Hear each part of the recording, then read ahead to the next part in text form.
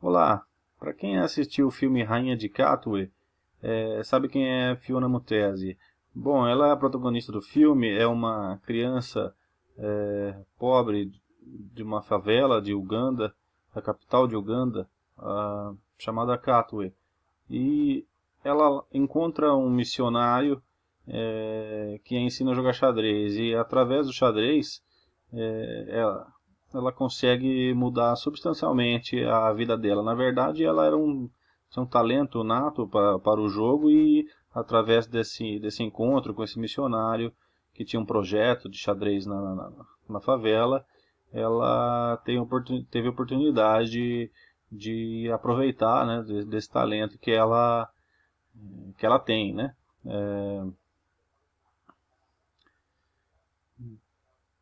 Bom, o filme é bastante legal, eu recomendo que quem não assistiu assista, Rainha de Catulle. Bom, para quem viu o filme vai ficar bastante interessado nessa partida, e também para quem gosta de xadrez, também pode achar essa partida bastante interessante. É uma partida que a Fiona jogou nas Olimpíadas da Turquia em 2012. Ela tinha 16 anos e, como foi visto no filme, ela buscava o título de candidata a mestre feminino, né? Um título dado pela FIDE, e também no filme fala que ela tinha que ter 50% dos pontos, né, num torneio internacional, né? Esse torneio teve 9 rodadas, né? E ela chegou nesta oitava rodada apenas com 2,5 pontos, tendo que vencer a oitava e a nona rodada, né? Então vamos ver como ela se saiu nessa partida decisiva, que estava em jogo o título de candidata a mestre que ela tanto pretendia vencer, conseguir, né? Ela joga de pretas contra uma jogadora coreana chamada Yeon Hee-cho, que saiu com E4. As pretas fizeram E5, responderam com E5. Então cavalo F3, cavalo C6. E as brancas optaram pela abertura escocesa com D4. Diante da resposta E por D4, as brancas fizeram bispo C4, desenvolvendo rapidamente a ala do rei, e estão prontos para rocar, né? Isso cedendo, ganhando um tempo em cima da captura que as pretas fizeram, né? Cedendo um pouco de material por desenvolvimento. Essa linha é chamada de gambito escocês. As pretas continuaram com cavalo F6 e ficaram sujeitas ao ataque E5, né? Atacando o cavalo. Nessa linha teórica, o melhor lance é D5, né? Contra-atacando pela ameaça ao bispo em C4. Foi exatamente o que a Fiona fez, e as brancas então jogaram bispo B5, pregando o cavalo preto em C6. As pretas esquivam com cavalo E4, e as brancas fazem cavalo por D4, recuperando o material e atacando de uma maneira bastante incômoda para as pretas, com duas peças atacam o cavalo pregado em C6, que conta apenas com uma defesa, né? E ademais existe o risco do bispo branco se instalar em C6 e efetuar um garfo atacando o rei e a torre preta, né? Bem, a despeito disso, a Fiona joga com bastante agressividade, desenvolvendo a ala do rei, preparando o bispo C5, já com vistas na casa frágil F2 das pretas aqui, uma casa das defesas das brancas, né? Então as brancas acabam optando por uma linha bastante aguda, né? as duas entraram numa linha bastante aguda, que a coreana jogou então cavalo por C6, né? Atacando a dama preta e ainda com vistas a dar um cheque descoberto, retirando o cavalo, né? Então a linha ficou realmente bastante aguda, com bispo por F2, cheque, rei F1, e aqui as pretas fazem dama H4. E as pretas estão com 3 peças em torno do rei branco, que encontra-se exposto numa coluna aberta e não conseguiu rocar. As brancas, diante disso, acabaram jogando bispo E2. Aqui, as brancas poderiam jogar cavalo por A7, cheque, descoberto, ganhando material. Depois de C6, o cavalo das brancas poderia escapar por cavalo por C8, torre por C8, e então, sim, o bispo branco poderia ir a E2. Mas as pretas teriam, por exemplo, bispo A7, ameaçando o mate. E a única maneira de se esquivar desse mate é jogando dama E1. E então o bispo retornaria a F2, e as brancas não têm para onde tirar essa dama muito bem. E, por exemplo, no caso de dama E1, a posição se repetiria, né? Então eu não sei se a coreana não queria entrar nessa repetição, que acabaria em empate, talvez ela precisasse vencer, ou então não visualizou essa continuação segura para as brancas. O fato é que esta posição é bastante aguda, né, e bastante complexa. Por exemplo, se as brancas jogassem cavalo D4, cheque descoberto, após C6, as brancas, ao retirarem o bispo para E2, por exemplo, sofreriam captura bispo por D4. E as brancas não podem recuperar a peça com dama por D4, porque viria cavalo G3, cheque, H por G3, dama por D4, e as brancas perdem.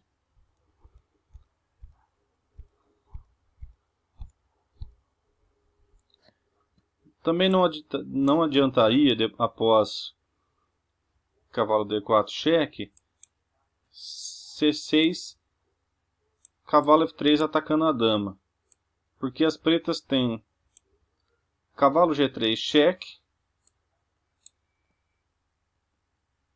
e se tomam o cavalo com H por G3, cai a torre. E o bispo continua atacado. E se rei por F2, então cavalo E4, cheque. E as pretas não podem, as brancas não podem voltar com o rei na fila 1, senão é checkmate. E começam a ter que jogar com o rei exposto no centro do tabuleiro. Após rei E2, dama F2 cheque, rei D3, e a posição é bastante incômoda para as brancas, né? Então, diante dessa complexidade, as brancas jogaram fraco com bispo E2. Então, B por C3, B por C6, perdão, cavalo C3, cavalo por C3, B por C3.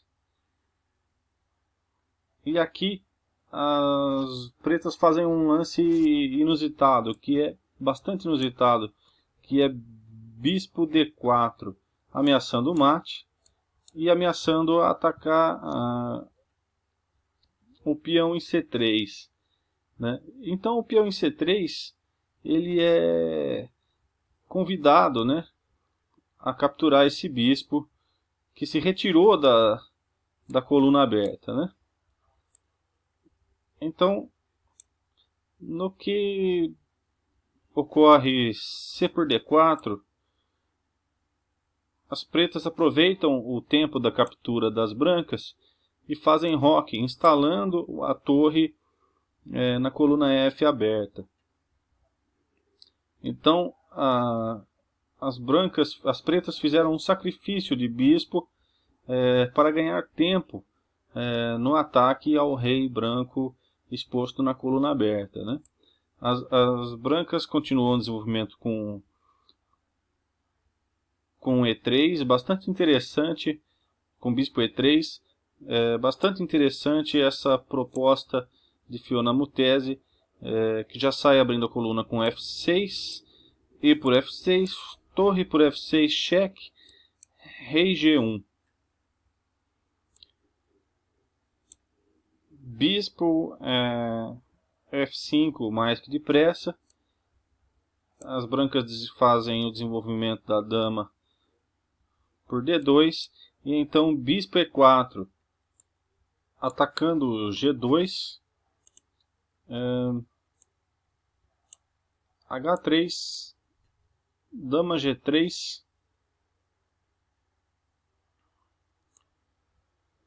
E as brancas defendem com bispo F1.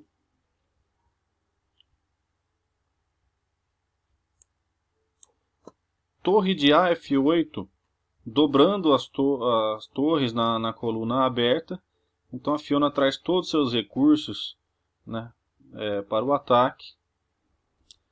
E aqui as brancas têm uma única solução para se valer do sacrifício do bispo das pretas, que seria jogar H4, né? A torre de H branca está presa, né? Não está conseguindo jogar. Então é um lance que, vendo agora, parece simples, né? Que é colocar esta torre que não joga em melhor posição, né? Mas observando essa posição e sabendo da experiência que nós temos de xadrez, sabemos que não é um lance muito usual, né? Então a Fiona se valeu da dificuldade de se encontrar esse lance. Nessa posição, as brancas fizeram torre E1. E então, bispo por C2. Não vale as brancas tomarem a peça com a dama, por estar caindo a torre de E1. Então torre C1, o bispo volta para E4. Aí as brancas fazem dama E2. E aqui as pretas fazem um lance avassalador. Eu recomendo que pause o vídeo e tente descobrir que lance é esse. Bom, o lance avassalador da Fiona foi o seguinte: torre F3, aproveitando do peão G2 que está pregado, né, atacando duplamente o bispo em E3, e não vale a defesa que foi jogada torre E1, porque vem torre por E3 e após dama por E3 as pretas jogam e tem mate em 2. Eu vou parar o vídeo por aqui e vou deixar para que o espectador faça esse lance, esse arremate em mate em 2 lances para as pretas. Muito interessante o xadrez de Fiona Mutesi.